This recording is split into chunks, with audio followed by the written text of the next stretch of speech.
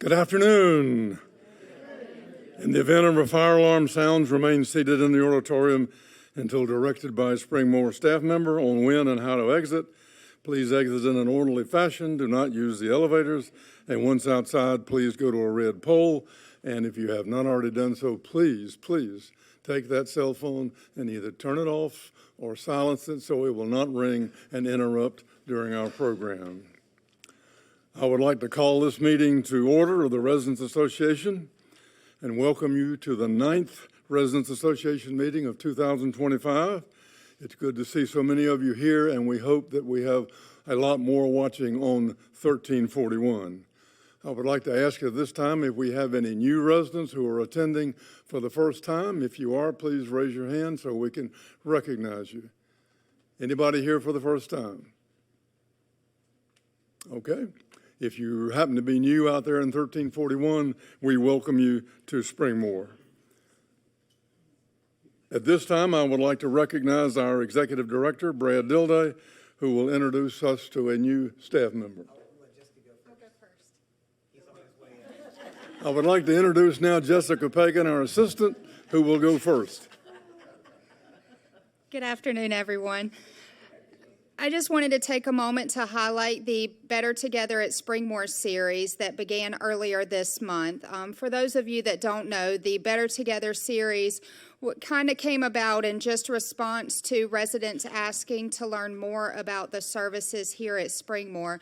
We recognize that there are a lot of services, a lot of different departments here, and especially the newer residents, you don't really get an opportunity to truly learn the ins and outs of all the departments. So the Better Together series began on October the 1st. The clinic and Supportive Living, Maya and Supportive Living and Kelsey in the clinic talked about the services within their departments. If you missed that presentation, it was recorded and is available through the portal for you to see.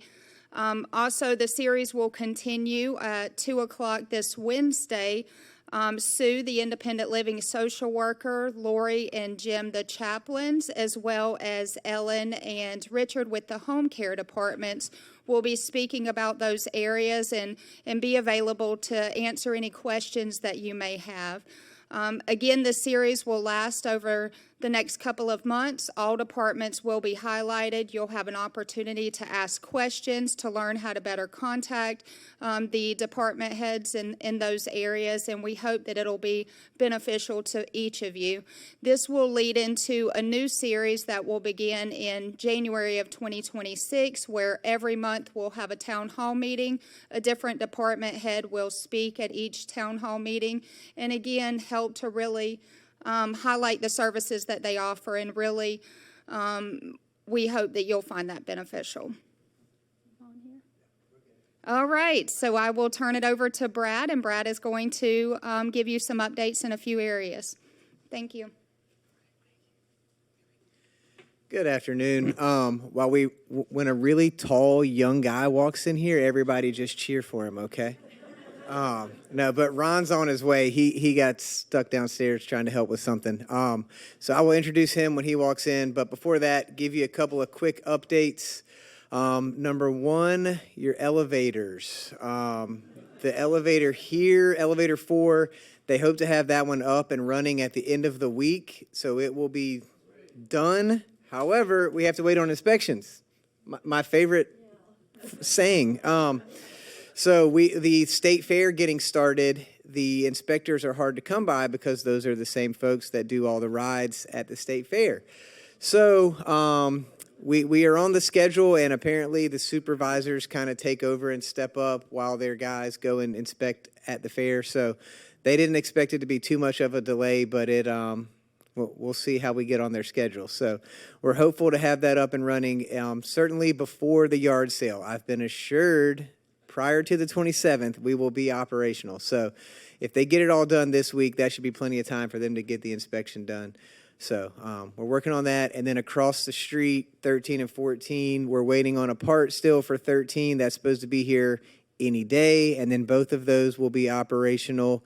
And the new ones have been ordered. We're just waiting. 16 weeks is the estimated delivery time. So Think they told me 8 weeks on this one, and it ended up taking 11. So I hope that they stick to the 16, and that will put us right in the middle of January, getting those, and they'll have to do those one at a time. So they're on the way. I'm trying to get them here as quick as we can. So, is there anything else? South Village renovation. That was the dining room. That has, unfortunately, as with many other things, the equipment was delayed in manufacturing, so that has been pushed back to November 3rd through the 16th, is I believe that Sunday. So it'll be kind of open on the 2nd will be the last day serving out of the dining room. We'll start demo and flooring and do some things, and then the next week, the 11th or 12th, the equipment is supposed to arrive and be installed, and then we'll be able to open again that Monday. I believe it's the 16th or 17th. And all right, everybody just clap. No, so this is Ron Plezak. He is our new maintenance director. He was tied up doing maintenance director things, so we're glad he was able to make it in here for a brief moment. But if you have not seen him around, please, when you see him, stop, talk, introduce yourself. You'll be getting to know him, I'm sure, as you all knew Randy for a really long time. You'll be able to get acquainted with Ron, and he's jumped right in. He's been eager, and I think most interactions have been positive with folks. He's been a breath of fresh air and communicative and very proactive. So you're welcome to speak if you want to say anything, Ron. No, you guys have been very welcoming. Appreciate it a lot, and any way I can help you, just let me know. All right, that's all I got. We'll do the program now. So thank you all. Thank you, guys. Thank you, Jessica, and thank you, Brad. At this time, Elaine Gillespie, the chair of the Endowment Fund Yard Sale, is going to give us information about the upcoming yard sale.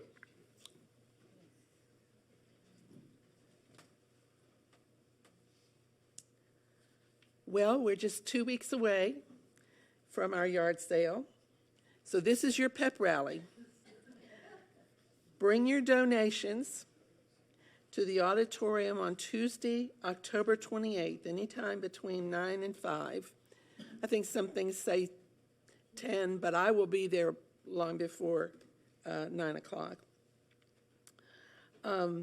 If you need to schedule a pickup, or if you have a question about the yard sale or a comment, you can reach me at 7044.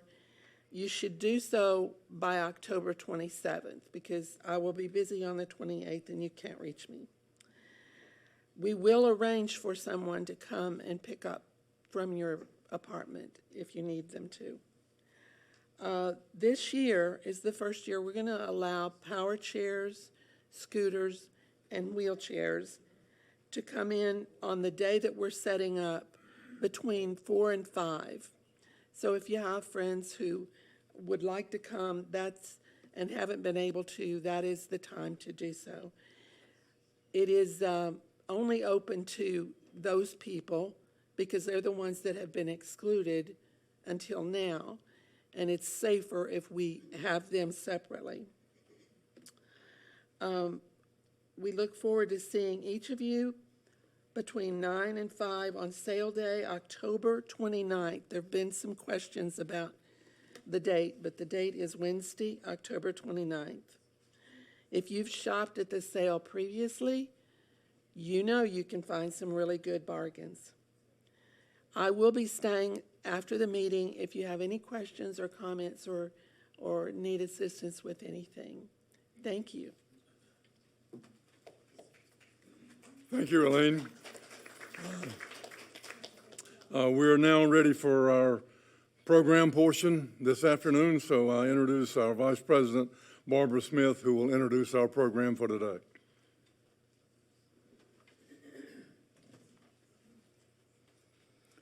A nice crowd again. That's great. Today is one of our residents suggested that we have this group. And I think all of us understand veterans, but it's neat to have this to show us what we could do to help. And our speaker today is Zach Kiesler. Zachary Kiesler.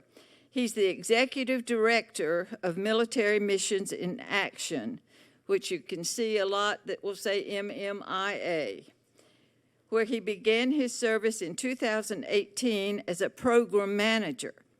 A Fayetteville, North Carolina native, Zachary brings over 14 years of military service, including 5 years of active duty in the United States Army and 9 years with the North Carolina National Guard. He completed 2 combat deployments to Iraq and has over 10 years of experience in J3 planning and operations within the North Carolina National Guard Joint Operations Center. Zach studied criminal justice at Troy State University and Purdue University with a focus on leadership and operational management. He is a former commander of the Combat Veteran Motorcycle Association, Chapter 15-6, and an active member of both the Kiwanis Club and the American Legion. He has been married to his wife, Allison, for 10 years and is the proud father of 3 adult children, Thomas, Madison, and Jordan. Outside of his professional and community work, Zach is a nationally ranked NRL 22 competitively shooter. He currently resides in Fuquay-Varina, North Carolina. We're glad to have Zach with us, and I will turn it over to him.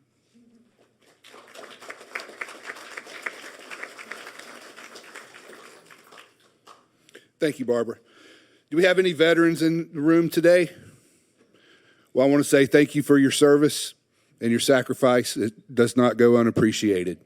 A little bit about Military Missions in Action. We're a North Carolina-focused veterans nonprofit. We've been in service for 17 years. We were founded, like I said, in 2008 by a Coast Guard warrant officer, Mike Dorman. He had been a contractor, and he started noticing that the veterans coming home from Iraq and Afghanistan weren't getting the help they needed in a timely manner. So he and a couple of his friends found a veteran in Jacksonville that needed a roof on their house, a guy that had just come back from Afghanistan, a Marine. Mike sold his motorcycle, got his buddy to load up the supplies they bought on the back of a rollback that he had for his body shop business, went down to Jacksonville and put a roof on this veteran's house. That's how we got started. And our mission statement, we're dedicated to assisting veterans in need, members of all armed forces, and their loving, supporting families. So not only do we help the veterans, we help active duty service members and their families in need. Figure out how to work the remote. This is our organizational chart. I want you to keep in mind everything that we do. We only have 2 full-time employees, myself and Mindy Allgood, who is the Director of Operations. We have 5 part-time personnel that help with our Homes for Healing program and our bookkeeper and our office manager in Moore County. So most of the people on here, all the ones in blue, are volunteers that help us on a regular basis. Why? There are 33,129 unhoused veterans, according to the VA, in the United States. The 683 in North Carolina, in quotations it says that we know about. Let me explain that. To be considered homeless by the Veterans Administration, you have to be on the street continuously for 30 days. That means if you had a buddy that let you sleep on his couch one night, now you're not homeless according to the VA. There's also 1.4 million veterans at risk or living in dismal conditions. At risk means could be 1 paycheck away from homelessness for the veteran and their family. Assistance, sometime delayed in red tape.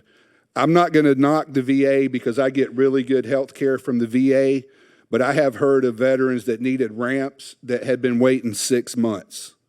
One of the things we do is we provide handicap ramps for veterans and their families. If you come to us and you need a ramp, if you don't get it in 6 days, there's a problem. We don't have red tape. Myself and Mindy are the decision makers. All I need to know is that you are a veteran and that you're in need and you qualify for our service.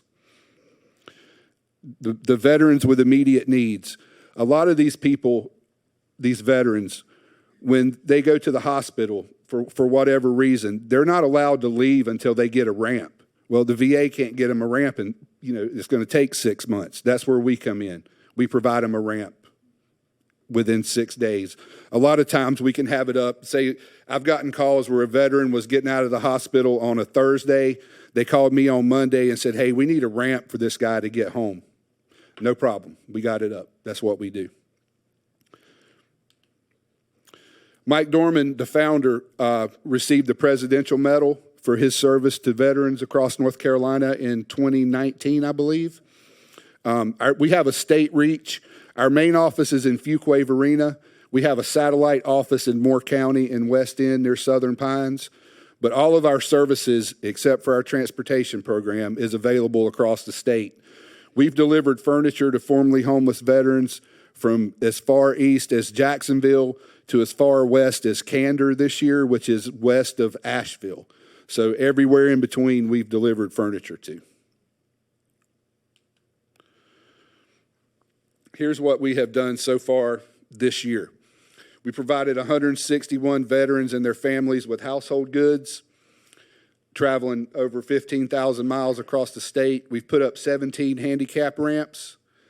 We've assisted 1,420 homeless veterans across the state with homeless veteran stand-downs. I'll explain a little bit more about that when I get into the programs. We've done 10 of those this year. And we've also provided 211 rides for veterans. We have a transportation program, think of basically Uber for vets, that we give vets rides in the local area. And that's just this year. Here's our lifetime impact. We've helped 1,200 families with furniture. We've completed 897 building projects. We used to do some household repairs, but we had to get away from that due to budget constraints, and we've only cut back to just ramps and handrails now. 46,000 veterans we've helped with the Homeless Veterans Stand Down since 2008. We used to ship care packages overseas when the wars were going on. 88,745 care packages we've shipped overseas. And we also have a toy program at Christmas time. We call it Operation Rescue Christmas. And we've provided 43,000 toys over those years to veterans and their family members. And so far with our new transportation program, we've been able to provide 238 rides since last October to veterans in this area. Is there any way we can, I don't know how to get that so they can see the top of it? How do we adjust that? Does anybody know? Okay. Well, this is our Operation Building Hope. This is our ramps and our handrails. On average, it costs about close to $1,100 per ramp. We have never charged a veteran for a ramp, and we never will. If they need it, we'll get it to them. I have a group of volunteers in our Fuquay office and a group in our Southern Pines office that build the ramps for us. We purchase the material, and those guys get it and go and put the ramps up. We also have a cache of metal ramps, the aluminum temporary ramp. So if a veteran knows they're not going to need the ramp permanently, we'll put up a metal ramp, and then when they heal and they don't need the ramp anymore, we'll go back and get it. That really saves us on cost because we can't tear down and reuse a wooden ramp. So a lot of times we'll put up a metal one. Fill the Foot Locker. This is the program where we put out foot lockers in businesses, and what we do is we collect stuff for veterans that they can use on the street that we put in backpacks while they're homeless. Toiletries, toilet paper, washcloths, hand towels, socks, shampoo, toothpaste, toothbrushes, things like that. We also take snack food and the tuna packets, the chicken salad packets, and we pack a box for them also. And different agencies across the state will put on what's called a homeless veteran stand down, and they'll bring all the homeless veterans from that area, usually a county, to one location.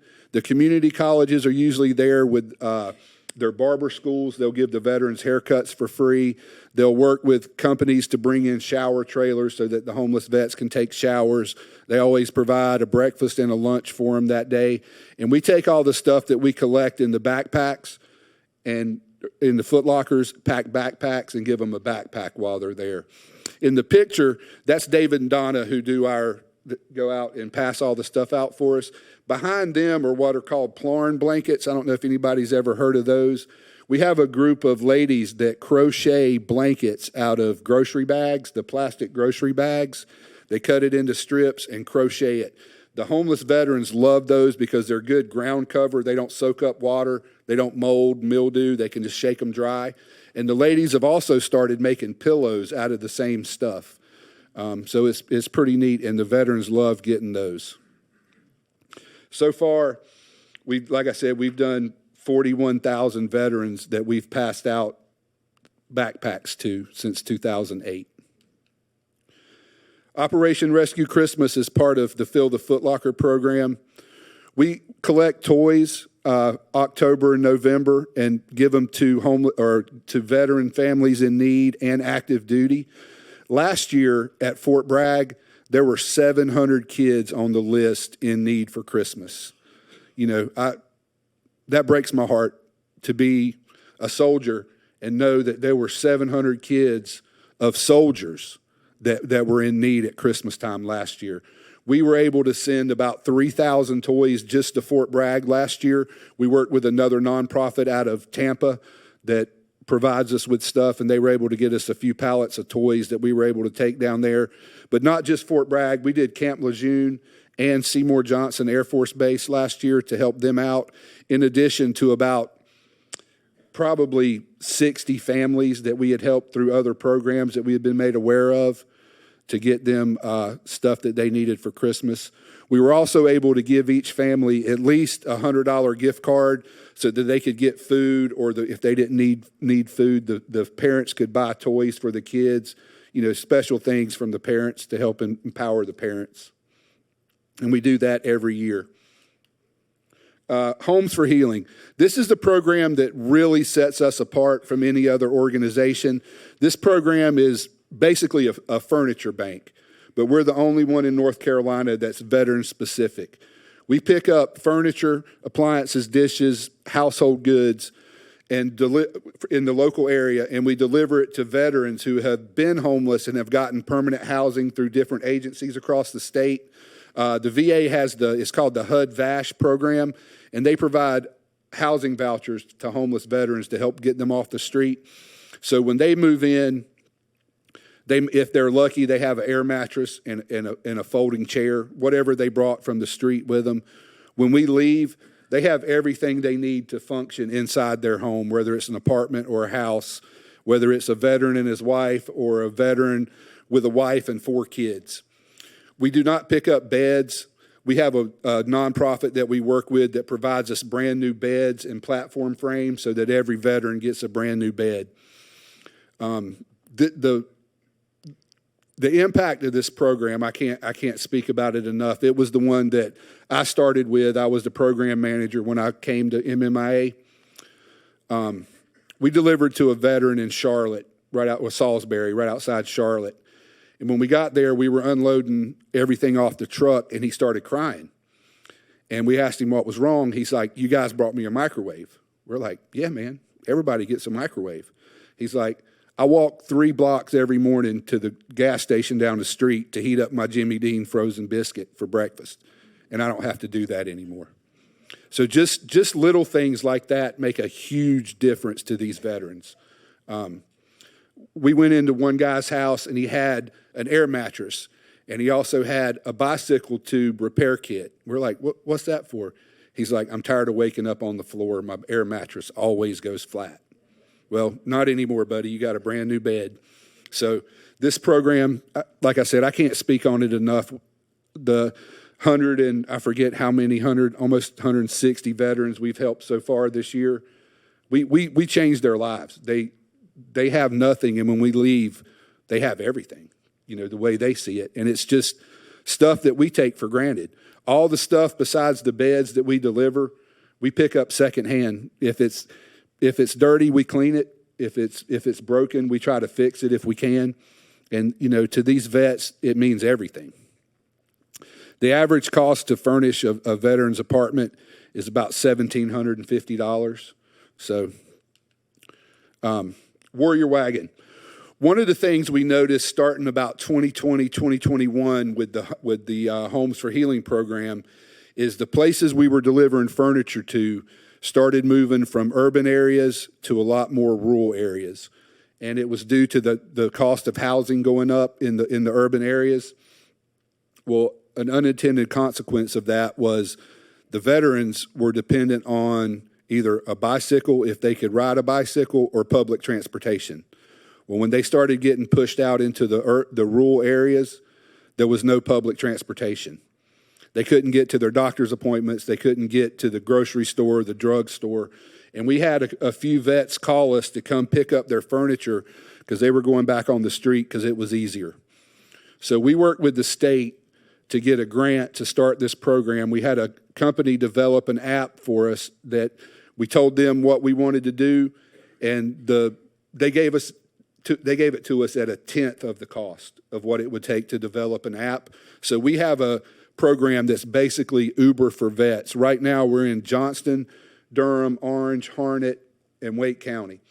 I got 2 vehicles. We work with Sport Durst Automotive. He gave us a really good deal on a handicap van so we can take wheelchair-bound veterans and their family members to appointments. And we have an SUV that was donated to us that we use for that. And this program has taken off. The state told me when I approached them about it, transportation's not a need. And I was like, hold my beer, watch this. If I had 10 vehicles and 20 drivers, I couldn't keep up with the need. We constantly get called, and unfortunately, we have to turn some of them away because we just can't take that many with 2 drivers and 2 vehicles. But we are in the process of ramping this program up and trying to serve more veterans with it in our community. I'm really proud of this program because, like I said, I had a state lawmaker say, transportation's not an issue. It's a big issue. And like I said, it's an unintended consequence of the cost of housing going up and the veterans getting pushed into the rural areas. So these are some of our partners, some corporate partners and nonprofits. There's one down at the bottom you can't see, Dreams for All.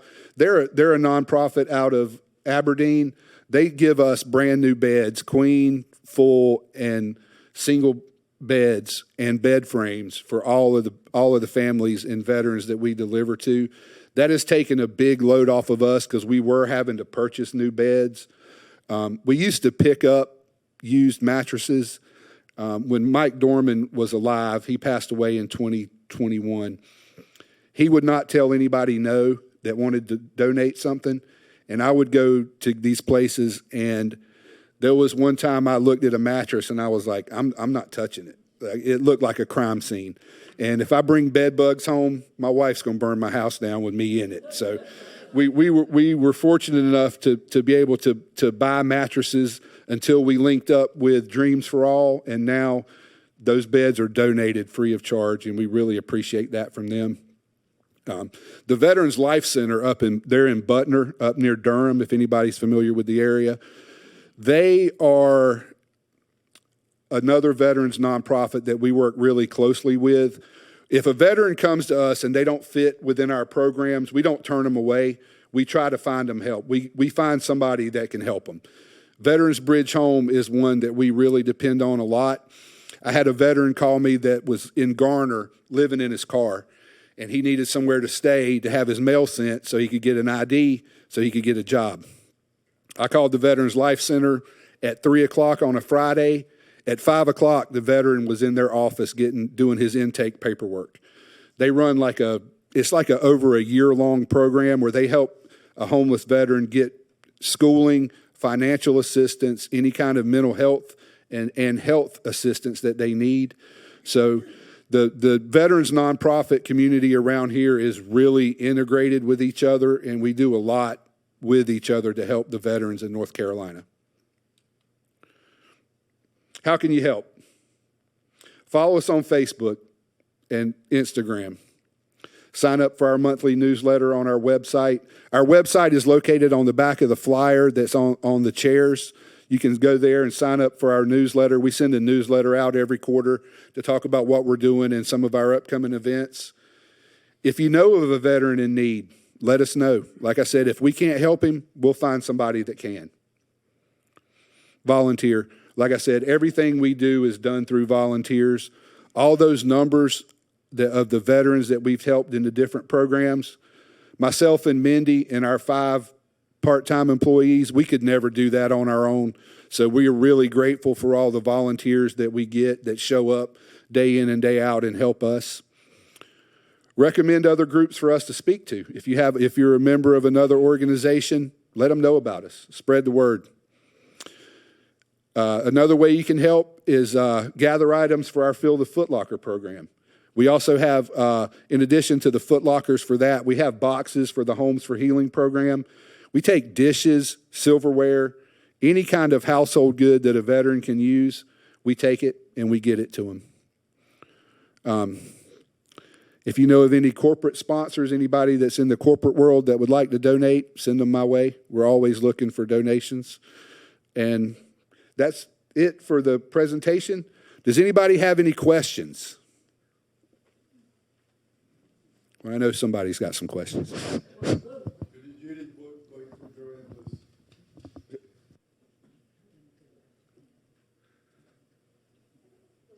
Right here in the front, right down front. I'm not getting it. Maybe it is. Okay.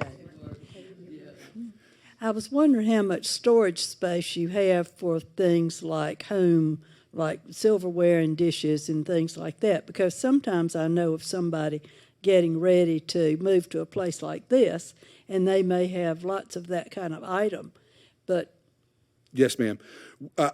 We have right now about 25,000 square feet that we rent in an old tobacco warehouse. The guy that rents it to us gives us a really good rate. We wouldn't be, if it wasn't for him, we wouldn't be in business because I couldn't afford the amount of storage it takes to run this organization.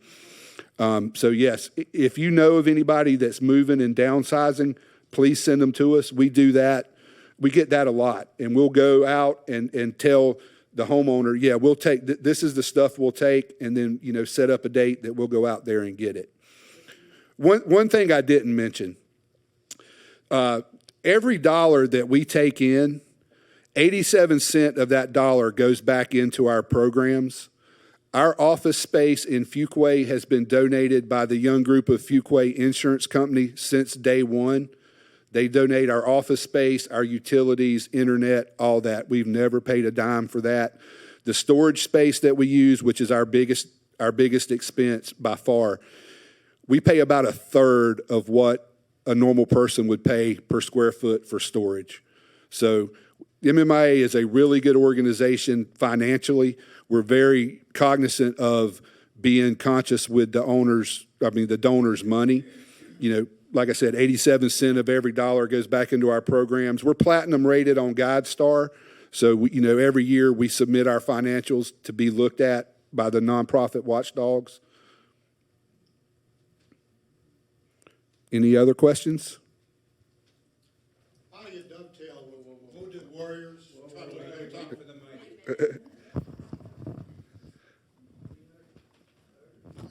How do you dovetail to Wounded Warriors, tunnel to tunnel item, folks like that?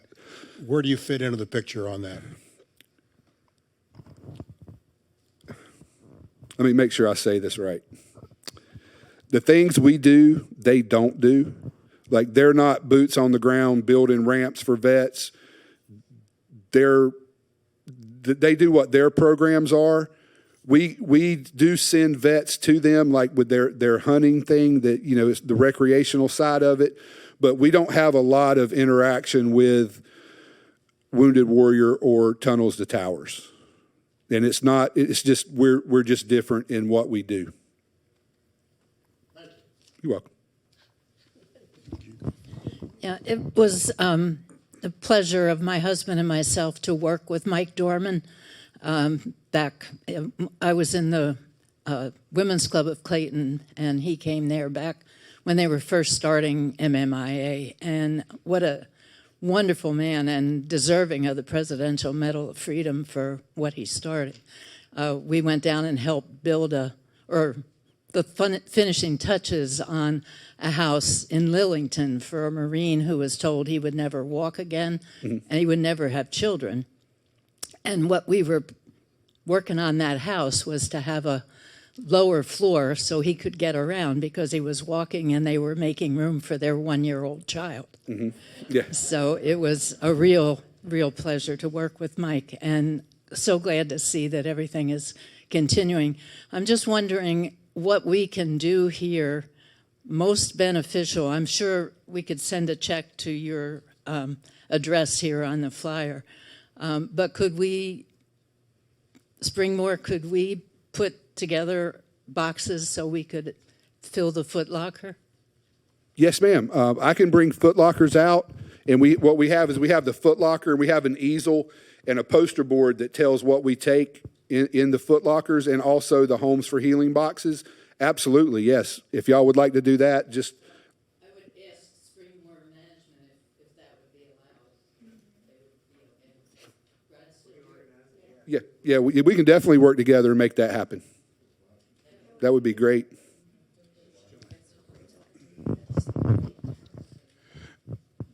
As my wife said, we knew Mike Dorman and what she said as far as everything about him.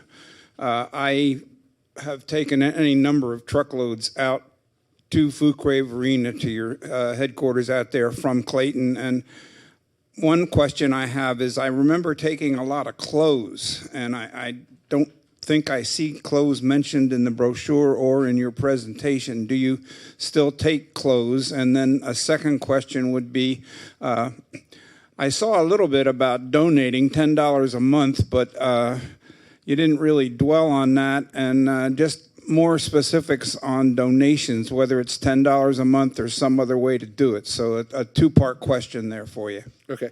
For the first part, no, sir, we don't do clothes anymore. We just don't have we've had to downsize our storage footprint because of how much it costs, and we just don't have the help that we need to do what it takes to do a clothes donation and get them out to people. Now, we do occasionally take coats that we'll give out at the homeless veterans stand-downs, but we don't advertise that because we would get so many, we would be overrun with them.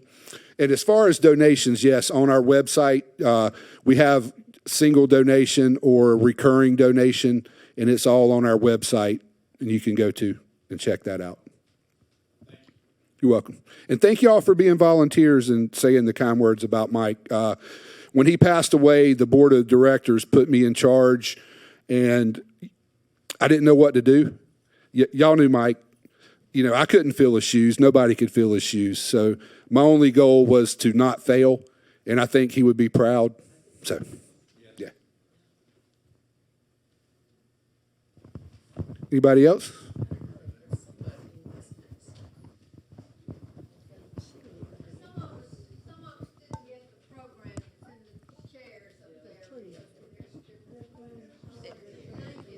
Yep.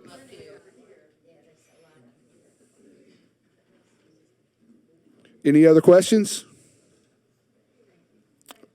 Well, if not, thank you guys for having me and listening. And I look forward to working with y'all in some capacity here at Springmore. Thank you.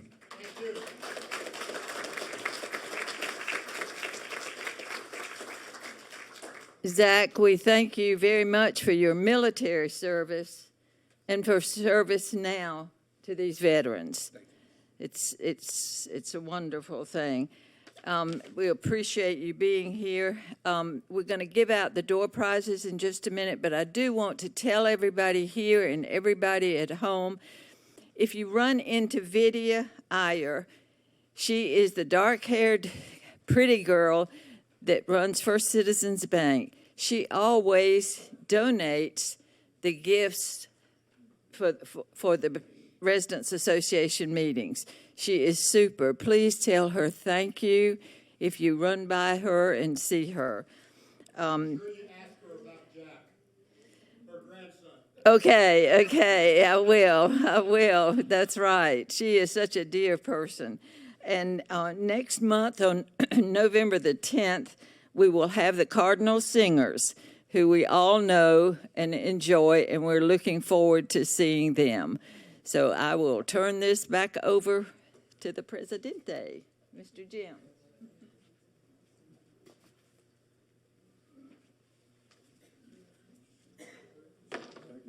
We could turn up the lights. Could we do what? Turn up the lights. Okay, red ticket. Last numbers are 335, 026 335. Right there, okay?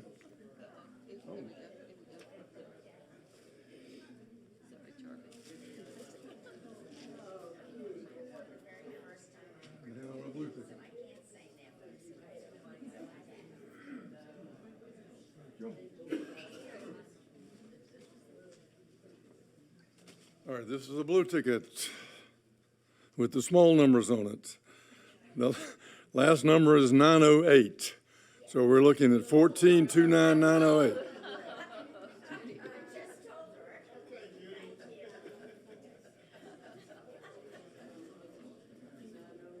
Okay, I want to thank you again, Zach, also for the very informative program that you've given us today. I want to thank you, residents, for attending the meeting. We look forward to having you at the next meeting, which will be on Monday, November the 10th at 3 p.m. As Barbara has indicated, it'll be the Cardinal Singers. This will be the last program of the year, and as a result of that, we have made arrangements, and we will be having refreshments beginning at 2:30 in the lobby over here. So plan to come early for the meeting on November the 10th and enjoy some refreshments before the meeting actually starts. This meeting is now adjourned. Thank you.